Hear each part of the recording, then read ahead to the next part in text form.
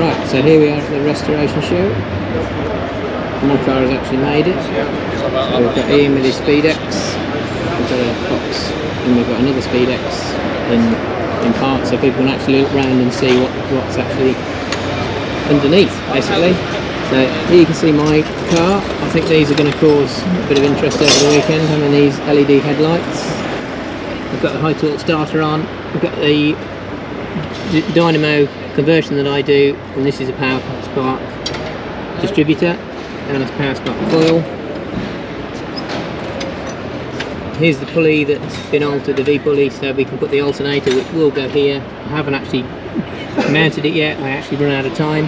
So we've got 12 volt cooling fan on here, 1.25" SU with an adapter. I will be showing you how to make one of those in a future video.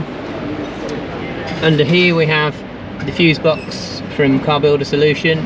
We also have the heater box, and underneath there's a 12 volt pump. So I've mocked up a bit of a bulkhead so we can see how everything goes and how everything fits. Got a bit of a control panel here with ignition and starter. Then on the back we just have an aluminium tank. Here's an exhaust I made up with Alfie a couple of weeks ago. So we've got aluminium tank from them. I will tag him in the description on the video. This will have a filler neck on, so there's still a bit of work to do.